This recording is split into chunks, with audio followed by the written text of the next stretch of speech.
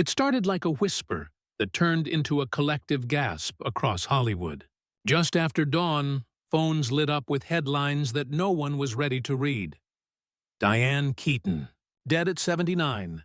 The notifications came from People, the New York Times, CNN, ABC, names that made it feel heartbreakingly real. For a moment, the entertainment world seemed to freeze. Posts poured in from actors, directors, fans, and lifelong admirers who had grown up quoting her lines, copying her style, and trying to capture even a fraction of that effortless wit she carried in every role. Twitter and Instagram filled with disbelief. No, not Diane. This can't be true. She was just posting a few months ago. The same woman who had given us decades of laughter, love, and layered humanity in Annie Hall and The Godfather had suddenly gone silent. It wasn't just another celebrity passing. It felt like the end of an era. For half a century, Diane Keaton had been the heartbeat of modern American film. A woman whose every smile, every nervous laugh, every offbeat gesture made the screen feel more human. To hear that she was gone didn't just shock people. It left a kind of stillness, the kind that happens when laughter stops mid-sentence. From the whimsical chaos of Annie Hall to the quiet power of The Godfather, her voice had once filled theaters. But on this morning, it was the absence of that voice, the sudden hush, that said everything. Hollywood, for once, had nothing to say. When the first confirmations came in, they were quiet, almost clinical, the kind that only deepened the ache. A spokesperson for Diane Keaton's team confirmed what no one wanted to believe. And producer Dory Rath, who had worked with her for years, echoed the words that would ripple through every newsroom in the country. She's gone. But as the statement circulated, one thing was missing: a cause. No one seemed to know what had actually happened. The Los Angeles Fire Department later issued a brief report, stating that they had responded to a medical call at Keaton's Pacific Palisades home, transporting one individual to the hospital. No name was released, but by then everyone already knew who it was. The details were minimal, the tone factual, but the weight behind each word was enormous. By early afternoon, tributes started to flood social media. Emma Stone posted a single photo, a candid moment of Keaton laughing during a rehearsal, with the caption, "There was no one like her." Reese Witherspoon called her a hurricane of creativity, while fans flooded comment sections with quotes, movie clips, and memories. Some chose humor, posting Keaton's famous hat and gloves ensembles. Others chose silence, sharing only black and white stills of her younger years. And still, no one could answer the question that hung in the air. How? No reports of illness, no mention of surgery or struggle. Just a sudden, final pause in a life that had always moved with rhythm and purpose. As journalists scrambled for official updates, one truth became clear. The mystery surrounding Diane Keaton's final hours was only just beginning. For more than half a century, Diane Keaton wasn't just part of Hollywood. She was one of the few who reshaped it. From the moment she appeared as Kay Adams in The Godfather, audiences saw something different. She wasn't the typical love interest, nor the fragile woman in the background. She had presence, quiet, curious, unpredictable. By the time Annie Hall arrived in 1977, that presence had evolved into something revolutionary. Keaton turned awkwardness into art, vulnerability into charisma, and won an Academy Award for it the following year. She didn't just act the role. She defined a generation's idea of authenticity. Her trademark look became as iconic as her dialogue. The wide-brimmed hats, crisp white shirts, vests, men's suits, choices that were once considered strange for women on screen, became symbols of confidence and individuality. She was never trying to be fashionable. She was just being herself, and the world followed.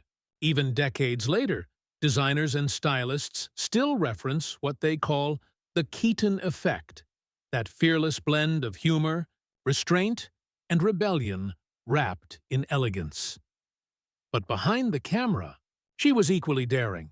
While many actresses of her era faded into typecast roles, Keaton kept evolving, directing unstrung heroes, producing heartfelt dramas, and writing essays that revealed a thoughtful, sometimes self-deprecating woman who questioned everything about fame.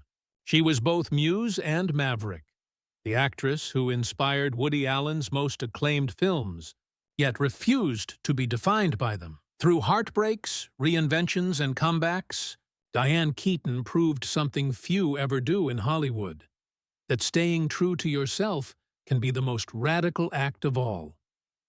Even in her final years, Diane Keaton never seemed like someone winding down. In 2024 alone, she appeared in Arthur's Whiskey and Summer Camp, both light-hearted, full-circle roles that let her do what she'd always done best: bring warmth, wit, and a little chaos to the screen. Fans loved seeing her in that space again. The elegant misfit, the sharp-tongued dreamer who could make you laugh and tear up in the same scene. To watch those films now feels different, almost like she knew they'd be her curtain call. But what truly stunned fans was what she still had in motion. According to her IMDb profile, 3 more projects were in pre-production, including The Making of, alongside Blake Lively, Richard Gere, and Lin-Manuel Miranda. It wasn't just another movie. It was a meta-comedy about the art of creating stories, the very thing she'd spent her life doing. Some have called it poetic, even eerie, that she would be working on a film about making films, as if she were already crafting her own farewell message through her work. Those who knew her best say Diane never lost that hunger for the next idea, the next challenge. She'd often talk about aging not as an ending, but as another rewrite, another scene to get right. So when her passing was announced, what hurt most wasn't just that she was gone, but that she still had so much left to say. It's almost like she was preparing her encore, only to leave us before the final act. Silence has a strange way of amplifying everything. In the hours after Diane Keaton's death was confirmed, that silence became the loudest part of the story. No one, not her family, not her representatives, not the studios she'd worked with for decades, released a cause of death. News outlets like People and the New York Times mentioned only that authorities had responded to a medical emergency at her Los Angeles home. And then, nothing. The absence of detail sent fans spiraling into speculation. Some wondered if she'd been ill in private, pointing out that she hadn't made a public appearance since early spring. Others thought she might have quietly retired, stepping back to enjoy her home life and her beloved dogs. A few even questioned whether the industry's relentless pace had finally caught up with her. But through all the online theories, one truth remained. Nothing had been verified. Her closest friends kept their words measured, asking for patience and privacy. Diane was intensely private. One longtime collaborator said, if she was struggling, she didn't want the world to see it. That line struck a chord. The idea that one of Hollywood's most transparent personalities had chosen, in the end, to keep something for herself. It's easy to forget that behind the laughter and the movie magic, she was human, someone who cherished quiet moments more than red carpets. And maybe that's why her passing feels so mysterious. It mirrors the life she chose to live. Simple, guarded, full of meaning between the lines, but even in silence. Her final messages spoke volumes. Her final words to the world weren't spoken from a stage or captured in an interview. They were posted quietly. On Instagram, back on April 11th, it was National Pet Day. The photo showed Diane Keaton laughing on her sunlit patio, her golden retriever, Reggie, mid-leap toward her lap. The caption was simple and joyful. Proof our pets have great taste, too. Happy National Pet Day. Nothing profound, nothing staged, just Diane being Diane. In the wake of her passing, That post became something almost sacred. Fans flooded the comments section, writing messages like, "You can see pure peace in her smile," and "She looked so happy here." It's eerie now. The video clips of her tossing a ball to Reggie, sunlight dancing across her face, were reshared millions of times across social media. It was the kind of everyday content that suddenly feels monumental once someone's gone. A final glimpse into the quiet joy she carried when the cameras weren't rolling. Her post before that, back in January, showed a different side. A message of support for families displaced by the Palisades fire. She wrote about community, kindness, and rebuilding. Even in short captions, she radiated empathy. She never used her platform for drama or self-promotion. She used it to uplift, to notice, to connect. Now, those last posts have taken on an unexpected weight. Warmth wrapped in melancholy. Fans have started calling that April 11th upload the peaceful goodbye, saying it captured the serenity she always seemed to chase in life. It's strange how an ordinary post about a pet can become a person's final statement.